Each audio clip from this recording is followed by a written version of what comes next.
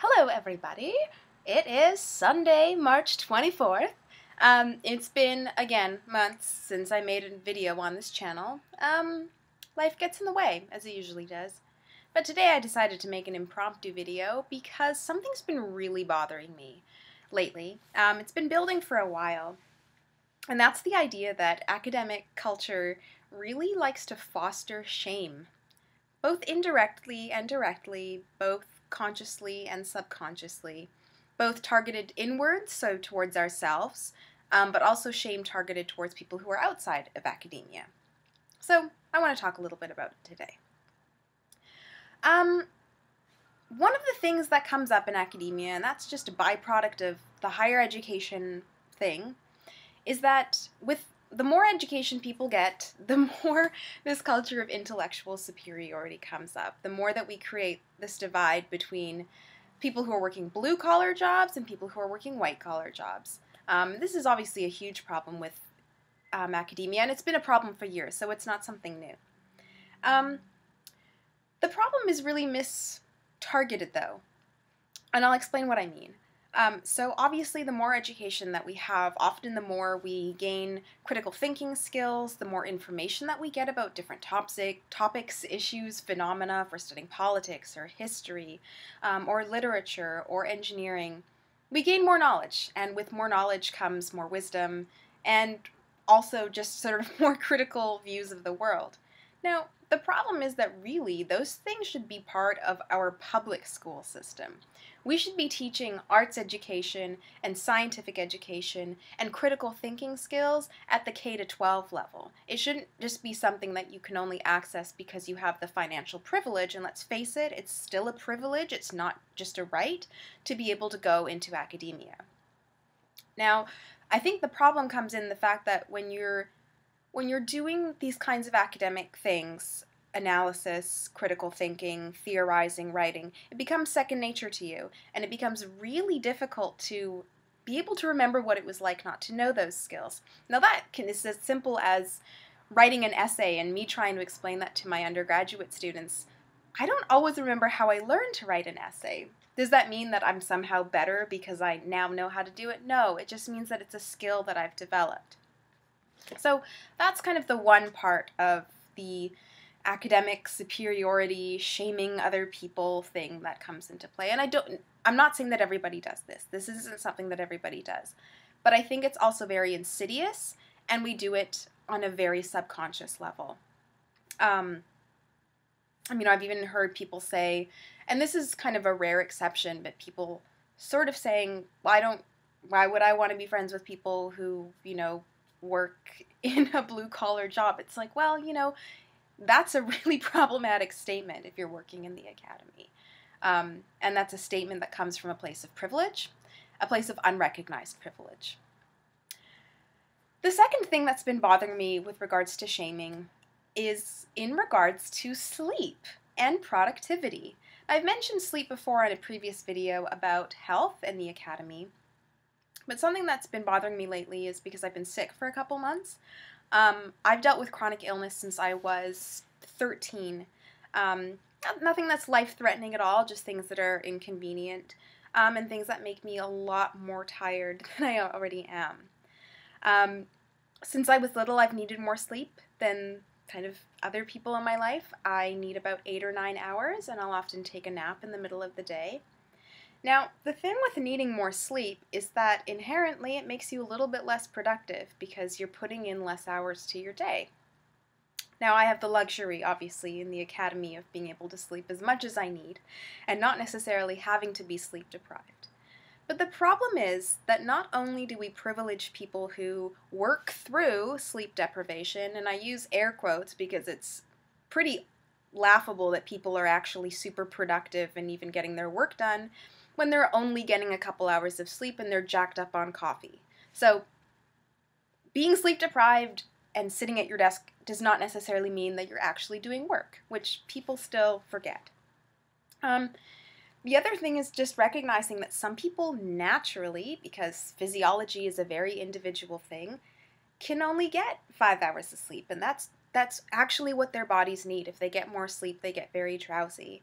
I know some people who get 4 hours of sleep a night and they're fine on it. Some people really need 9 or 10. So I think there's a temptation there, because we live in this culture that values scarcity, to think it's normal that everybody should want to get less sleep. Everybody's individual. And the problem is that we not only kind of forget about those people or don't want to deal with the fact that some people are different than us and need more sleep, but it also really is troublesome for people who have health problems. That means that they're not necessarily as productive in a single day as other people, that they need more time. I used to chug back energy drinks like a fiend. I'm talking 2 Red Bulls a day, coffee, and that super duper helped until I developed a hypersensitivity to caffeine and can no longer have it. So not only do I need more sleep, but I also don't have that that little sort of vice or avenue by which to stay a bit more alert. So, I eat well and I do my exercise and I do things that are going to keep me more alert. But if I need a nap, I'm going to have to take a nap. I can't just grab a cup of coffee. Although I have one, but it's decaf. Yeah. So I just want to sort of encourage people to think critically. That's what we're taught to do in academia. Think critically about ideologies, about beliefs, about judgments of others, and to be a bit more generous in our attitudes. I've mentioned things within the academy a little bit without sort of outside of the academy, and the last thing that I want to talk about are hours in a week that we work. Now, we know that people, say, who are doing medical school often have 80-hour weeks. Residencies are crazy. And somehow we equate doing more work in a week with being a better person. Now, this is really problematic. In the academy, most of us are privileged. We are able to set our own hours. If we want to work in the morning and take the night off, we can. If we want to take Wednesday off to go skiing because the hills are less busy and do our work on a Saturday because other people will be out doing stuff, that's totally great. The problem is when we start saying because we work 60 hours in a week and we work on weekends that somehow we're better than people who work 9-to-5 jobs and work 40 hours a week. Again, that plays into the whole white-collar, blue-collar divide that often goes on. And to be quite honest, I think that's bullshit. I get really angry about it because I do think that it's bullshit. I think that if we're going to have a society in which we value all different types of work, if we acknowledge that the person who's writing public policy is as important as the person who is, cleaning our offices and the people who are working in a grocery store and the people who are fixing our cars, then we need to stop thinking that because we do this type of work and work this many hours, that we're better. I'm sorry, I just don't buy into it. As somebody who identifies as a Marxist, I especially don't buy into it. So I know that we often talk about these points of superiority and, ooh, isn't our work so hard, as a way to cope with the fact that there are very unique pressures and issues that go on with academic life. And I'm not denying that. I've talked about it in other videos. The mental health issues that are specific to academia are serious, and people do get stressed out. And writing and researching are very challenging tasks to undertake, but they're not better than.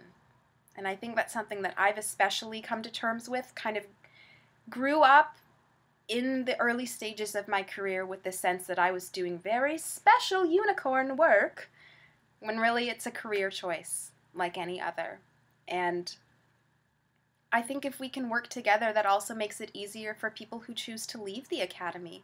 Leaving the academy, and I know that I've had a couple of friends who have chosen to leave. They haven't been kicked out. They haven't failed their exams. They've decided that it wasn't for them.